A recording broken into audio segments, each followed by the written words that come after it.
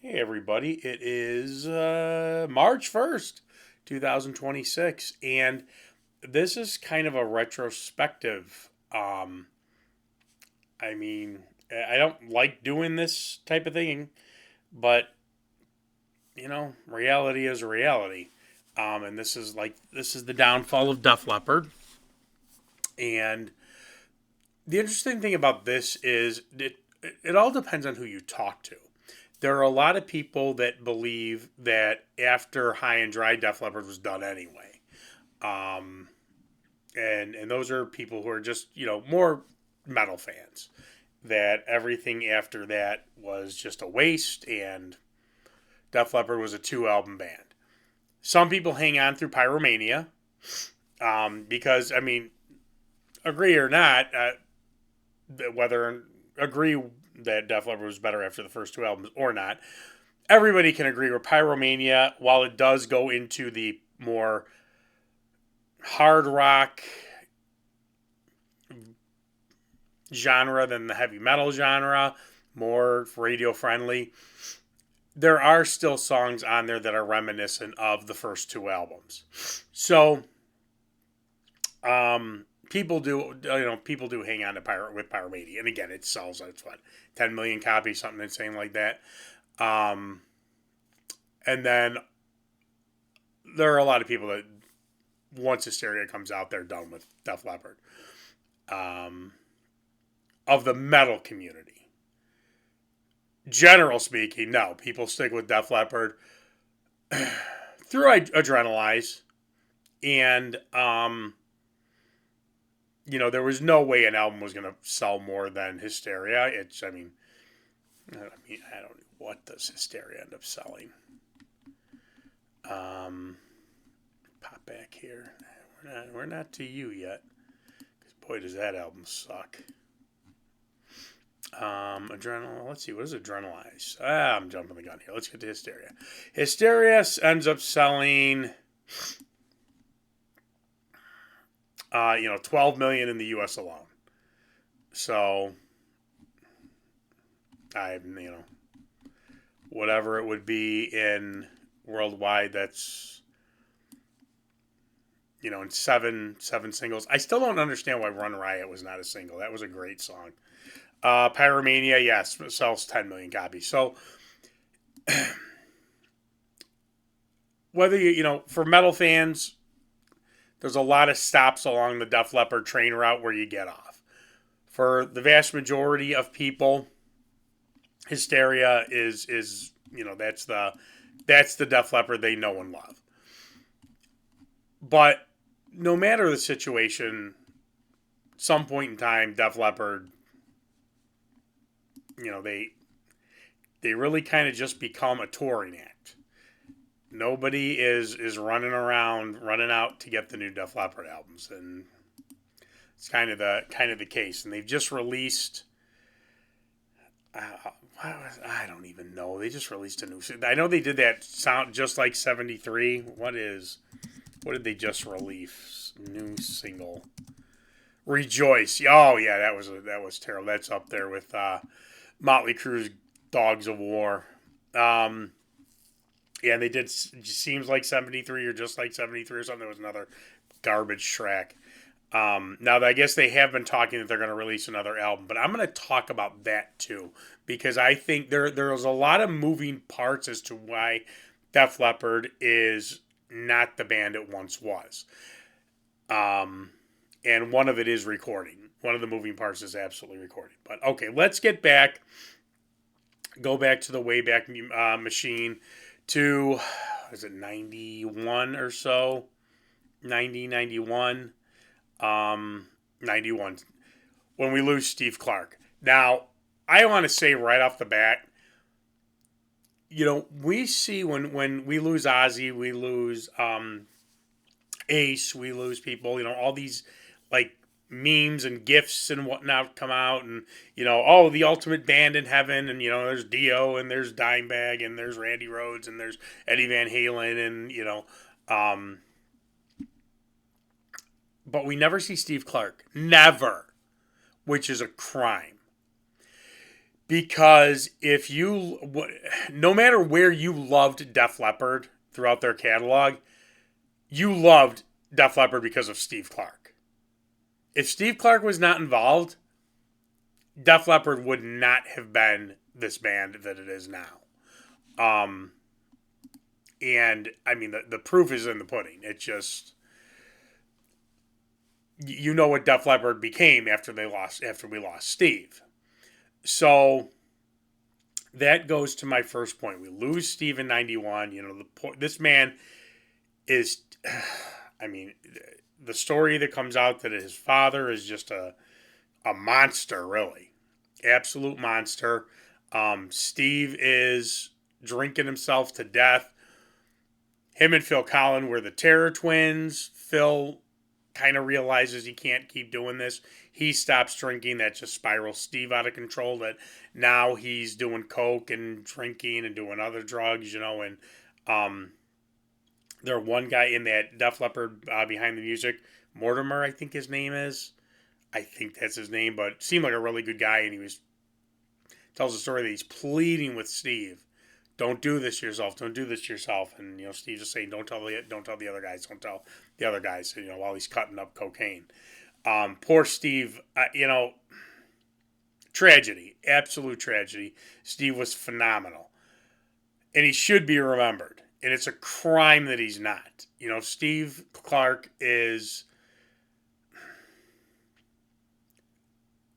doesn't come up, and it's an absolute travesty because he should. But I am gonna go from my point of view. Def Leppard was good up until and after Adrenalize, and here I do have this on album. A lot of the other stuff I just have on CD, so I didn't feel like pulling the album up. Yeah, and this is when they did this as a 4-piece out of respect for Steve.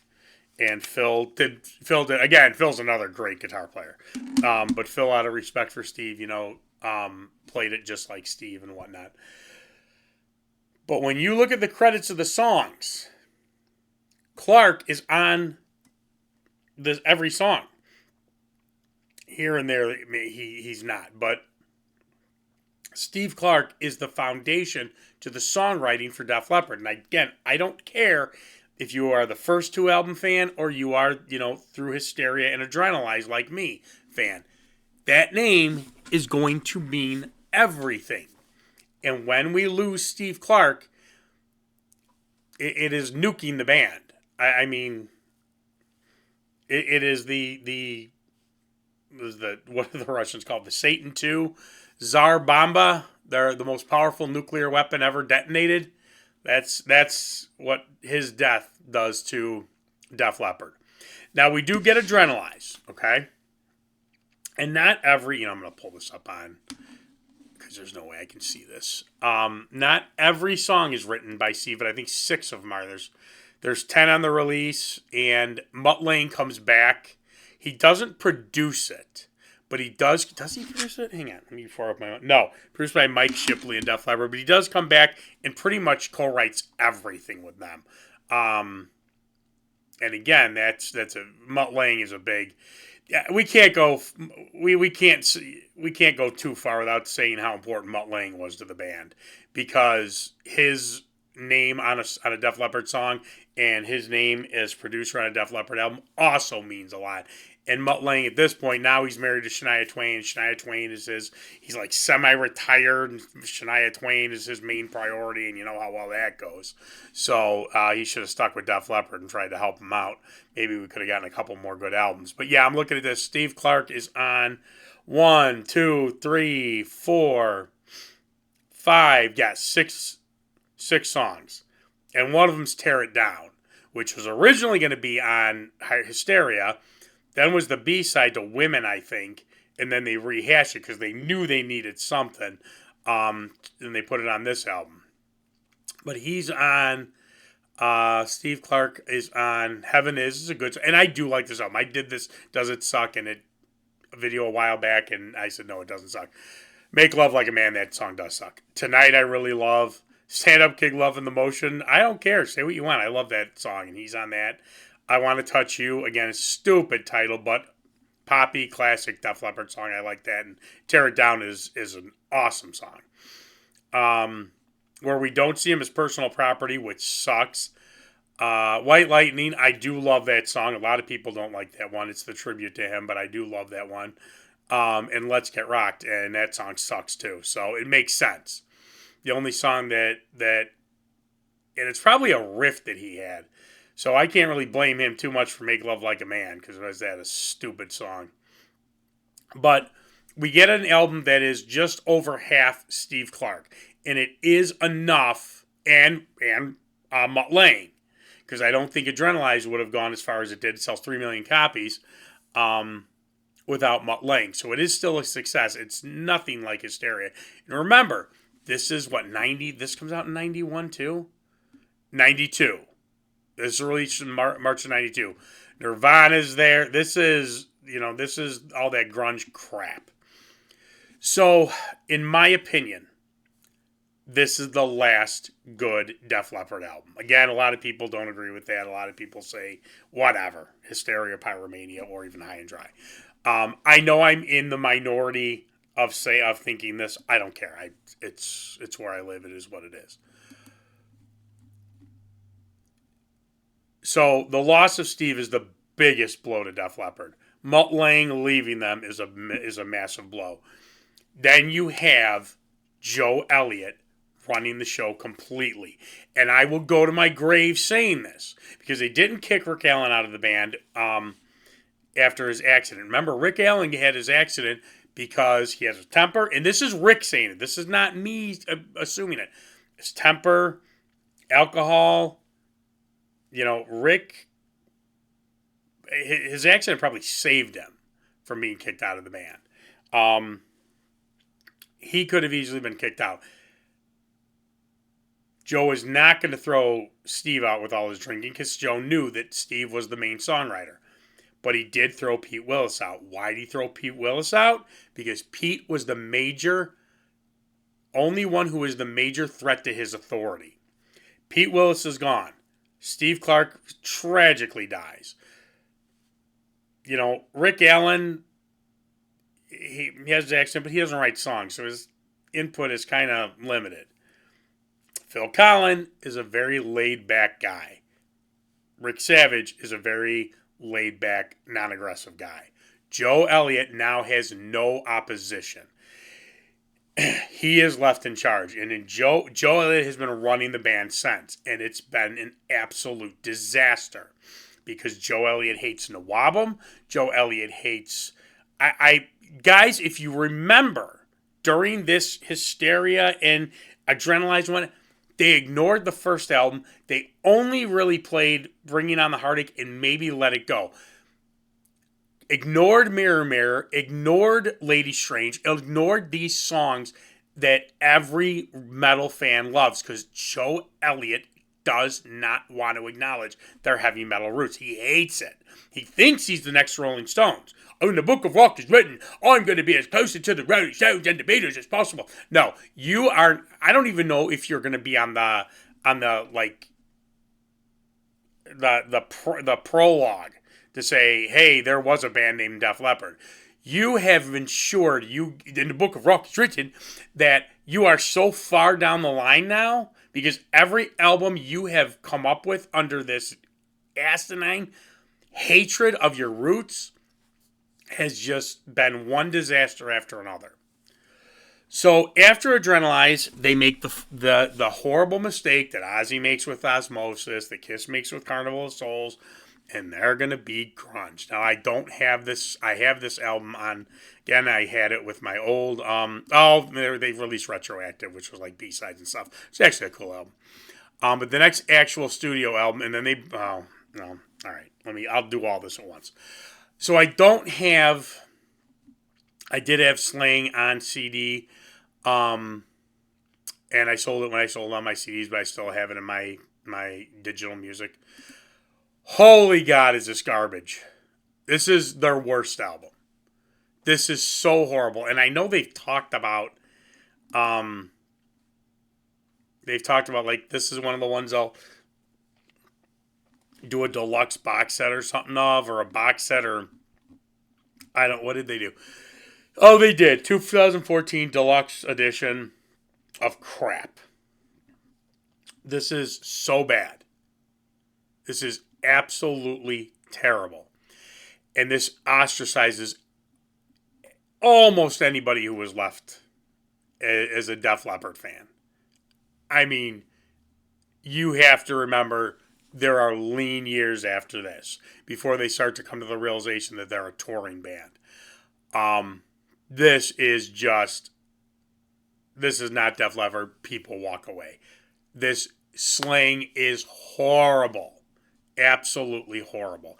And a lot of people are going to disagree with this. Vivian Campbell enters the band, right after the first single for Adrenalize comes out, and I remember the announcement, and I was like, oh, God. It was like that Michael Scott thing. No, God, please, no, no! I didn't want Vivian Campbell in this band. I still don't want Vivian Campbell in this band. Not a big Viv fan. I'm just not. He does not impress me. He was good for Dio. Those songs could not have been as great as they are without him. I will give that man that acknowledgement, and he played fine on those albums. That being said, he does nothing for me, and I think he was the worst person to put in this band. Remember the names that were flying out? And remember, Adrian Smith was being thrown out too. I thought that would have been interesting. I was like, God, please not Vivian. Please not Vivian. And, of course, he's been with him ever since. I think horrible misstep. But Slang is garbage. It is their attempt to be Nirvana. It backfires. It goes nowhere. Hence the next one, Euphoria, where they try to actually, return to form. Like, okay, wait, we screwed up. But not to the full extent. They had the chance to really, really come back and do, a Def Leppard album, and it's all over the place. And again, Pete Woodruff and Def Leppard. At this point, Mutt's gone. He's done with his time with Def Leppard. He did also say after Hysteria, I've gone to the top of the mountain. There's nothing we can do. But I do like, there are a couple, and I really mean a couple. Promises, I thought, was a great song, which was a minor hit. And Goodbye, I thought, was a great song. And Rick Savage is very important to the writing in Def Leppard as well. There's a lot of good Def Leppard stuff that have Rick Savage's name, and Goodbye is one of them. And Mutt Lange does co-write, that's right. He does co-write Promises. What else does he do? It's Only Love, that song sucks. So he does come back for a couple songs. There is a song, a Japanese bonus track, and it's a B-side, I Am Your Child, which I think was awesome and should have been on the album, and it wasn't. It kind of, this generates a tiny bit of interest, but here's the problem. It sucks. Most of the album sucks. You have a couple of good songs, and there's different people. Like, there are people that like this Paper Sun, this 21st Century Sha-La-La Girl. What's the other one? I think they're Back in Your Face, I think. Demolition. They're all over the place. Like, this guy will like Demolition Man. This girl will like Back in Your Face. So there's no consistency with this album. Everybody seems to like Promises. I like Goodbye, and then it just kind of goes to crap. And, of course, then in Joe Elliott's mind, well, that didn't work, so let's do British pop. And again, because I want to get us, he forgets that he was influenced by Led Zeppelin. I don't think he himself was ever a Black Sabbath guy, even though they did tour with Ozzy when Randy was still alive. And they've always said that was one of their best. They had the greatest time on the tour. But I don't think Joe Elliott was ever a big Black Sabbath guy, but he was a big Led Zeppelin guy, hence the Def Leppard and the way it's spelled. But now he wants to do British pop, and they come out with X. Now, I had kind of had hopes for this one because I did hear that first song Now, and it was okay. It was weird, but it was okay. And then I saw that like they were writing songs together, and I thought, all right, maybe this is kind of reminiscent of the old days where they're all sitting down and really trying to do. And I did have faith in Vivian Campbell because, like I said, I'm not the biggest Viv fan. I'm not going to say the guy sucks because he does have talent with writing. Last Line, The Holy Diver, and again, and even a lot of songs off of whatchamacallit. Sorry, Trouble with the Family. They're out doing something or others. Sending me a text message. No.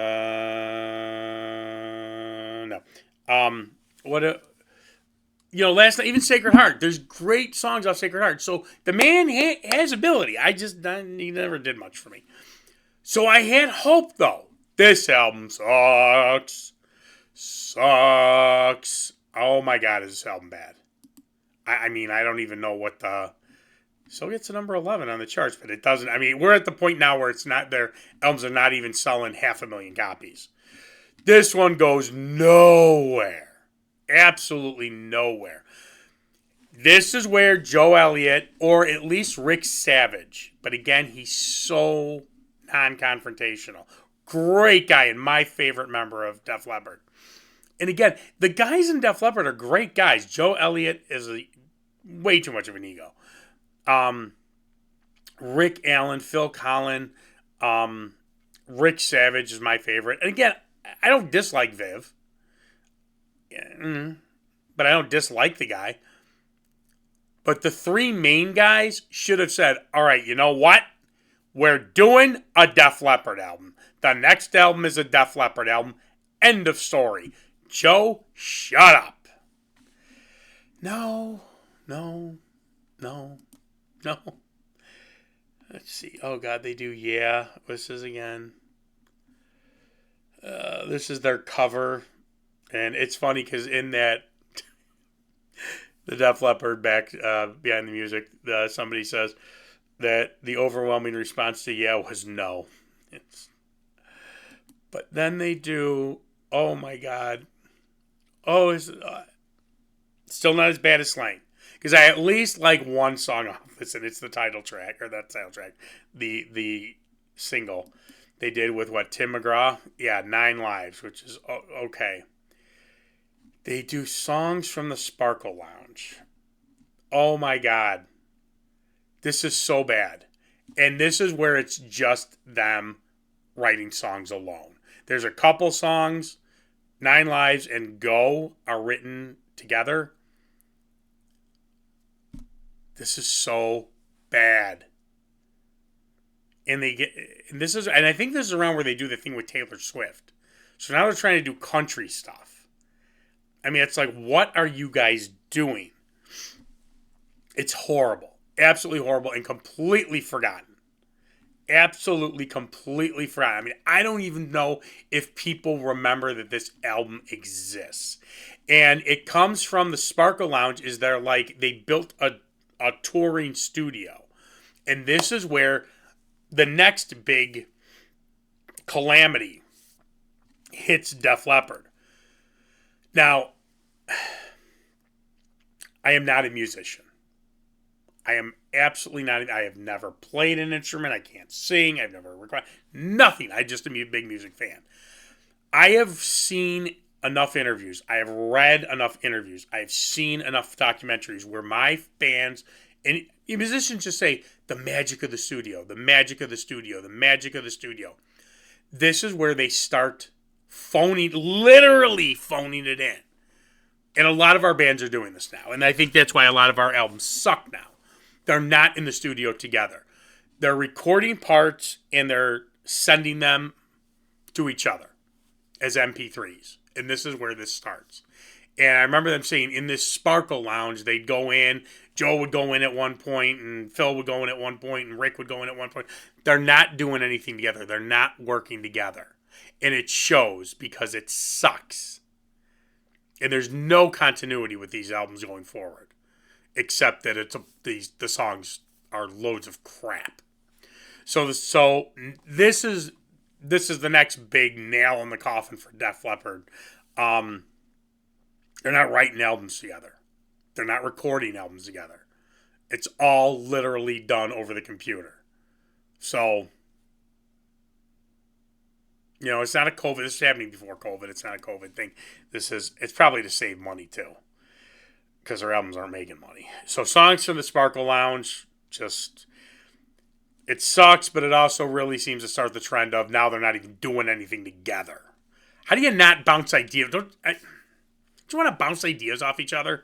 Don't you want? How many times have we all heard? You know where that song was written in the studio? Why? Because Tony Iommi was sitting on a couch by himself because Ozzy was drunk here, Geezer was hitting on some girl, and Bill was making a sandwich. And what was Tony Iommi doing? He was just sitting there with his guitar going, hey, that's a great riff. And and then Ozzy hears and goes, what is that? What is that? My God, what is that? Play it, play it, play it. That doesn't happen if you're not together. So, disaster. And it sounds like whatever new album they're coming out with, they're still doing the same thing. So disaster. Let's see. What are the next ones? Oh my God, here they are. All right, now this one I had some hope for, because there was at least a couple of good songs on this one. I'll have to do this Does It Suck one. This is and I hated they did this. That this was the because this was going to be their return. It was going to kind of be a return as a Def Leppard album, and it was not. But it's self-titled, and that's a disgrace to Steve and to Pete. It is a slap in the face that you did this to those two men, especially Steve. Let's Go is good, and I remember Joe said in an interview, he called up Rick and he said, can you write something that's very Def Leppard-y? And they came up with Let's Go. That was good. Dangerous I remember that's a really good song. That was another single. At this point, though, people had given up on Def Leppard. So it almost didn't matter. What else did I got? I have not listened to this in years. I don't know. I think Forever Young was good. I don't even remember. Comes and goes, though, man. Comes and goes. Nothing. Absolutely nothing. Definitely not an album that should have been the the one that bared your name. Yeah. Then it leads us to before we even go further, another thing they do that pissed me off is they really ignore the past. So they released that the early years thing. They could have released The Ship Sails Tonight, which becomes something else from Pyromania. They could have released Beyond the Temple. Great song. Yes, I know they only played it on the radio, like on a radio show. Who cares? You can master anything. You could remaster it. Did they release When the Rain Falls on the Reading? They may have. I don't know, so don't quote me on that. But there's so many things they could have. That's why I didn't buy that. So I didn't buy it. I had Medicine Man back when, what was it? Yazoo, LimeWire, and Kazaa.